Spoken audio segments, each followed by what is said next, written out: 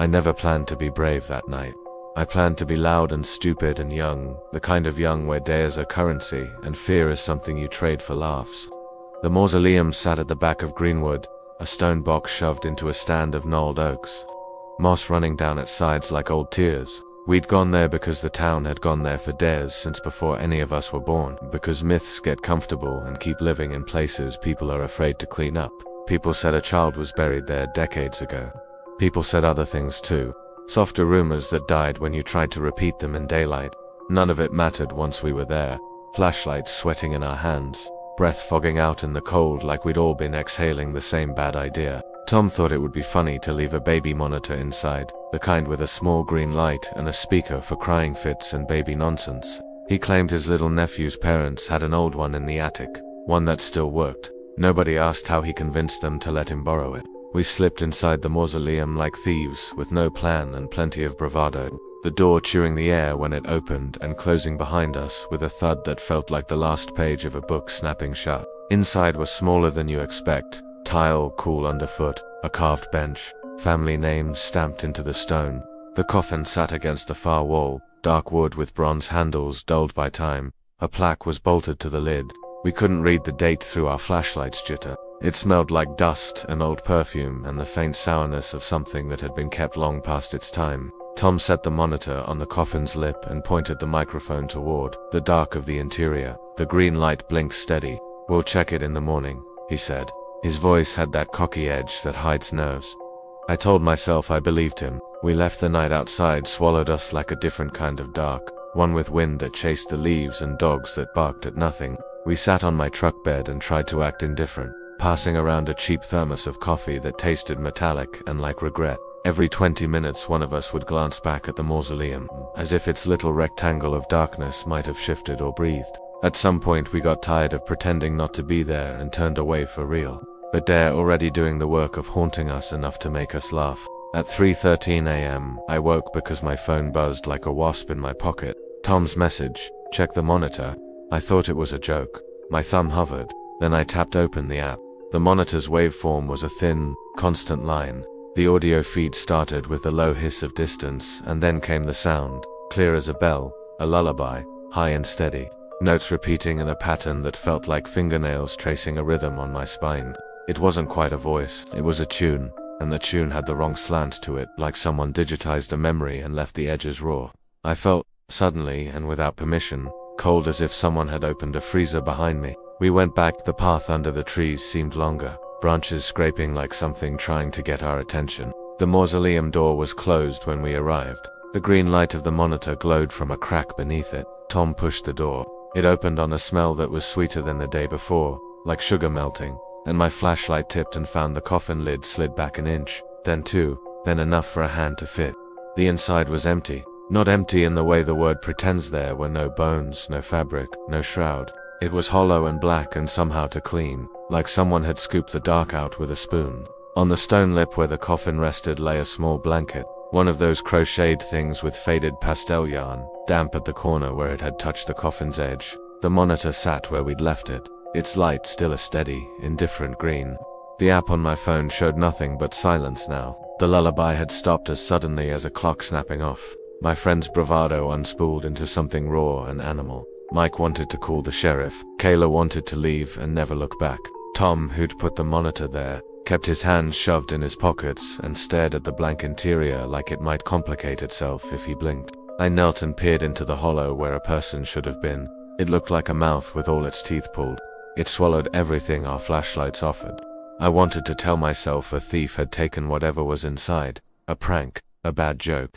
I wanted to believe the logic of the living could stitch up the place where meaning had been opened. We searched the grounds. We checked the underbrush, the hedges, the space between graves, where the moon turned marble into ghostkins. We found nothing but footprints in damp soil. 2 sets, our own and a smaller set that led to the marshy edge of the cemetery and stopped as if the person who made them had turned into the fog. I traced one with my gloved finger.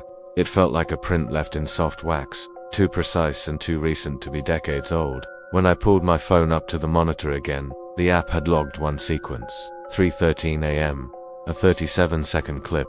We played it. The lullaby returned in the recording, thin and close. layered over the sound of something like nails, or delicate tapping against wood.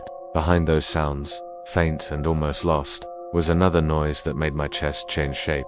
A tiny voice humming along, not words, only the breath of melody repeating the same two notes like someone practicing the only song they remembered. After that night, the mausoleum became a rumor with teeth. People crossed the street to avoid it and told us we were lucky we didn't die of whatever had been exhumed. Tom stopped answering messages. Mike said he heard singing inside his house at night and moved in with his sister. Kayla transferred schools. I kept the monitor for a week, staring at the green light as if it might tell me the thing we'd pulled out of the dark was still near, singing a lullaby in the spaces no one else could hear. Once, at 2:12 a.m., my phone buzzed with a notification I didn't recognize. A file saved, unnamed. I opened it with fingers that pretended not to tremble. The recording was 37 seconds long. I didn't need to listen to know it was the same lullaby, the same brittle hymn. But there was something else at the very end, a sound so soft it could almost be dismissed as wind, except it matched the rhythm of breathing. And it felt, impossibly, like the sound of the monitor being set down next to someone small and close. I put the monitor back in the box and left it on my porch, wrapped in a towel I hoped would keep the sound from slipping out. The green light still blinked when I passed, like an eye that wouldn't close. Sometimes, in the dark between sleep and wake, I hear that lullaby in the back of my skull, slow and patient, and I imagine a hollow that needs filling. I imagine a small set of feet walking away through wet grass, and then stopping, and then nothing, and I wonder whether what we did was to take a thing that needed a home and carry it with us. I do not think we released anything terrible. I think we answered something that had been waiting for someone to listen. I think that lullaby will come back one night at 3:13 a.m. whether a monitor is there to prove it or not, and that when it does, I will wake and hope I can pretend I never learned its tune.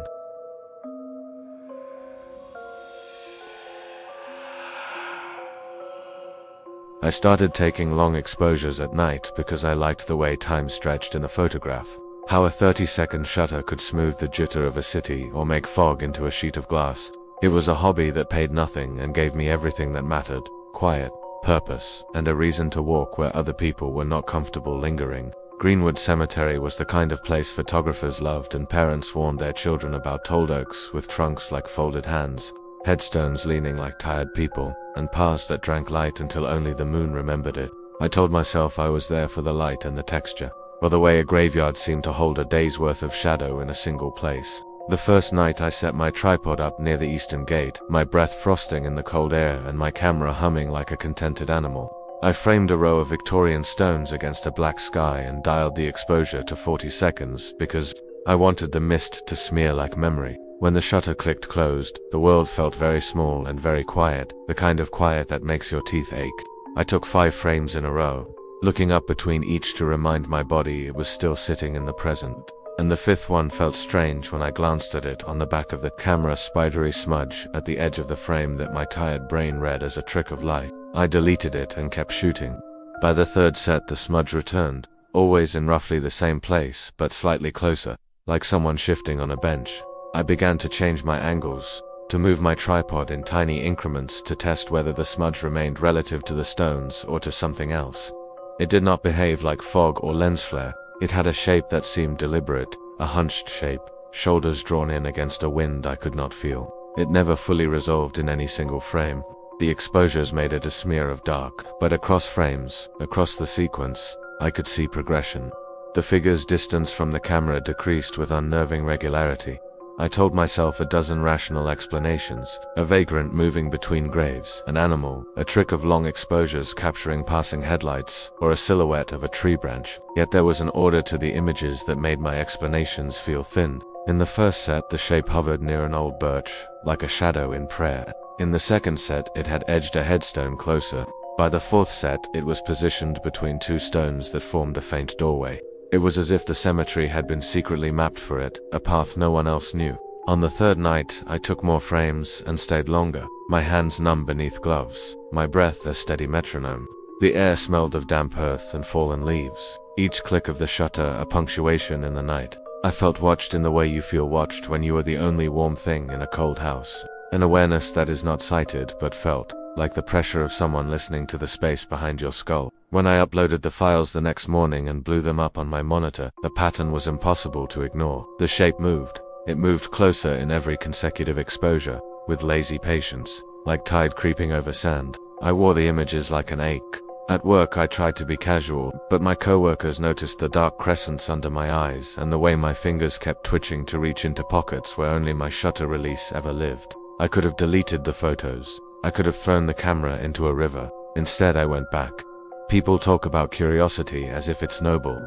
For me, it was something more like a wound you keep picking at because you can't bear to let it scab. That night I brought a different lens, something with a wider field, and a flashlight with a beam that cut white through the trees. I sat up facing the lane where the figure had been moving and left the camera to record consecutive 60-second exposures while I sat on the hood of my car and tried not to think about how the cemetery seemed to rearrange itself when my back was turned. At 1:30 a.m. the camera clicked 20 frames. At 1:40 a.m. my phone buzzed with an alert and my chest tightened as if traffic had slammed against it in the night. I downloaded the sequence and watched each image in order.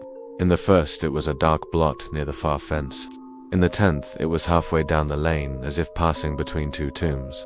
In the 20th, it was unmistakably a hunched human shape, taller than stillness, and half a dozen paces closer than it had any right to be. My mouth tasted like pennies.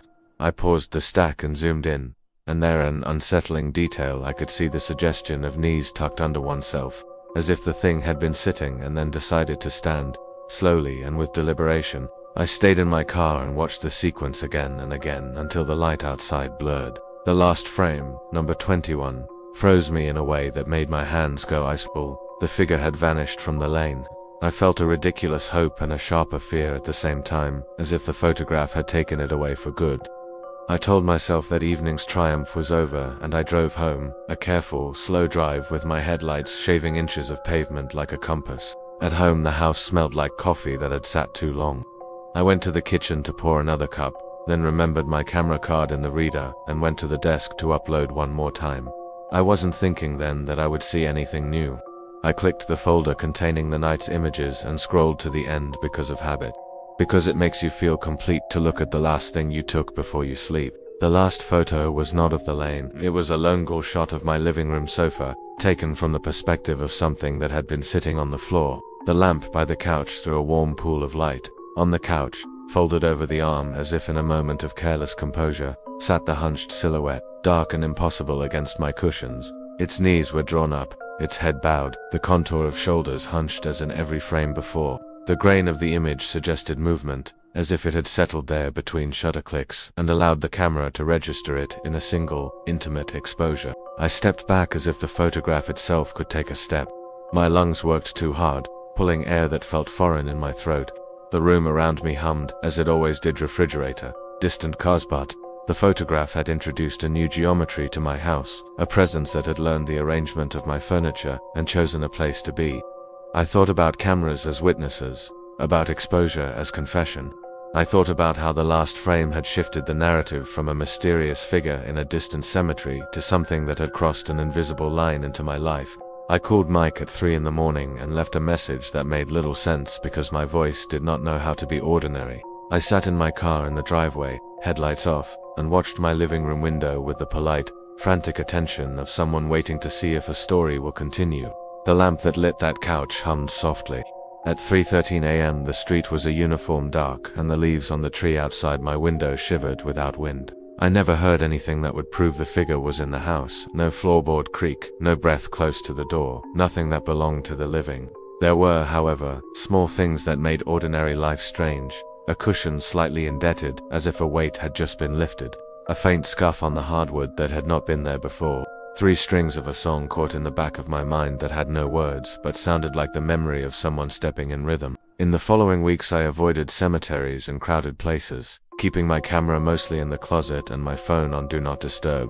Every so often I would pull the files up and stare until the pixels blurred, seeking reassurance that the last image had been a trick. Each time the silhouette sat on my couch, patient as an unpaid debt, and each time I realized how unprepared I was for the idea that something could move from distant frames into the room where I made my coffee and kept my bills. I do not know if it came for me or if it was following the traces left by exposure itself. some habit of darkness that clings to lenses and follows them home. I do not know whether it will return in a new photograph or materialize in the corner of my bed while I sleep. All I know is that a camera, which I once used to hold back a sense of the world's edges, showed me that the edges can walk, and that the last place you expect a shadow to be is sometimes exactly where it decides to rest.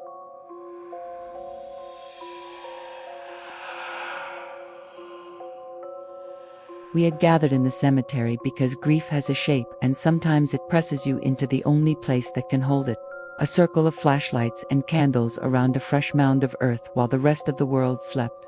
It was the kind of night where the moon looked like an afterthought and the air moved with the slow deliberation of something that had all the time in the world. I was there for my aunt, who had been more of a presence than a person in the last years of her life, and for the community that came out of habit and duty, bringing folded hands and cheap coffee for those who wanted it. The organizer asked for silence and spoke very little. The murmurs that remained were small and careful, as if we were handling a fragile animal. After the prayer, after the digging hands had filled the hole and the dirt had been pressed down into a low, final hill, we lit candles and stood in the circle. Someone began to recite memories in a voice that was both raw and oddly ceremonial, and the cemetery listened. The older section lay beyond us, beyond the newer stones that still wore their dates in bright, unweathered numerals. The older section was a place where names had begun to unstick themselves from meaning, and where the crypts had the patience of old men. It was toward that older stonework, while we held our candles like tiny, defiant moons, that the singing came. It was not a full song, not at first, but a thread of melody, like a shirt line caught in a breeze, just enough for you to recognize the pattern of a lullaby. It was a child's tune, the kind you hear on rare, private recordings, or in the way someone hums when they think no one is listening. It floated from the direction of the crypts, thin and unquestioning, and struck us with the odd certainty that somewhere small and warm someone was being soothed. I remember the way my aunt's niece, her daughter, who had come back from across the state, stopped mid-sentence and looked toward the dark with a face made of questions. We moved as a group toward the sound because motion felt safer than standing still with it. Flashlights pried shadows apart and revealed names worn into stone like faint memories. The singing stopped the moment we stepped into the older lane, as if someone had pulled a blanket over its head. The silence that followed was thick and not natural. People shifted uneasily, and the low hum of the city in the distance seemed uncomfortably far away. It took a moment for our eyes to adjust and find the crypt we had been hearing from.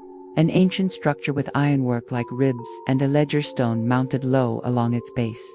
It was the sort of crypt people whispered about, the kind that made teenagers dare each other to run fingers along its cool stones at midnight.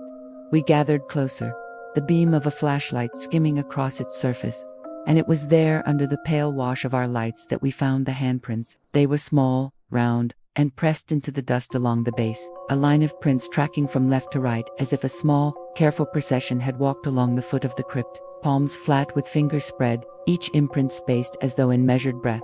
The dust around them was undisturbed except for the prints themselves. There were no drag marks, no footprints leading away, nothing to suggest that a person had crouched through the grass and left these marks and then left again. The prints were edged with a faint, darker film, like moisture left behind after something had paused to press. And the sudden, ridiculous possibility that they were tiny in size hit us like cold water. Panic is not always loud. In our circle it arrived as a thin, collective intake of breath, and then, as disbelieving jokes that died like moths at the mouth of a lamp. Someone whispered that it was a prank, that some child had found their way in and been playing. But the idea didn't find purchase, because everyone present was old enough to have seen a dozen different mischiefs. And this was not mischief. It was deliberate. It was patient. It was arranged. We called the caretaker because it was the only reasonable thing to do, the kind of adult response that makes the situation feel addressable. He arrived in a truck that idled with the polite complaint of an old dog, and carried a flashlight that cut through the cemetery as if it had a purpose. He knelt by the prints in a way that betrayed more than professional curiosity. His fingers hovered, and then he wiped the sleeve across the nearest print and held his hand up as if to see if it was real. He said nothing, which made talking pointless. So we all listened to the night and to the low hum of our own blood. When the caretaker reached into his truck for a thermal camera he had used for wildlife, the crowd tensed at the idea that we might capture something technological and thus final. He aimed the device at the line of prints, and the screen displayed only the cool blues of night. The prints remained ordinary on the screen. No heat signatures, no visible clues that a living body had been there recently. He frowned, a line cutting across his tan face like an old fault. He suggested we come back in daylight and left us with instructions not to touch anything, which felt both sensible and impossible. We stayed until the candles had guttered and the edges of the crypt merged with the world again, because leaving felt like abandoning a question, and people are rarely comfortable with unanswered things in places where the living and the dead meet. On the way back to our cars, the subject hung between us like smoke. Where did the small hands come from? And why had they walked along that ledger with such patient, measured intention? My cousin, who had been the loudest voice in the earlier prayers, admitted she had heard the melody too, clear as glass in the dark before it stopped. And when she said this, the hairs along my forearms remembered standing up. The next morning we returned during the brittle light and found the line of prints smudged almost beyond recognition, as if someone had brushed a hand over a photograph. The caretaker insisted again it had been nothing, that the ground shifts and animals make strange paths. But he would not say the melody had been heard by anyone else on his night shift in the past. Sometimes, in the weeks afterward, people reported small things, toys misplaced in attics, a child awake at 3 a.m. humming a tune none of the parents remembered teaching, a neighbor's cat refusing to enter certain rooms. None of these things argued a case, but they fitted together like shards of a pattern you could almost see but not put back. I have often thought about the specificity of the small handprints, about how a crypt that has held names for 100 years would be traced by tiny palms in a procession, and how a lullaby would be the only sound thin enough to carry across graves. I do not know whether the small hands belonged to children who had once been buried and whose names have been washed away by weather, or whether they were impressions left by something that liked the weight and rhythm of human touch. I do not know whether the melody stopped because someone finished singing, or because someone unseen decided it ought to stop so the living would come look. There is no final report, no neat explanation to fold into the files of the cemetery. What remains is the memory of that night, the way the older stones felt like a mouth closing, the way our candles trembled with answers we could not hold, and the line of handprints which taught me how close the past can sometimes press itself against the present. When I pass that part of the cemetery now, I slow my pace and listen for a tune that might not be meant for me, because there are some songs that, once heard, leave an imprint on you, like the faint residue of a small palm pressed again and again along your skin.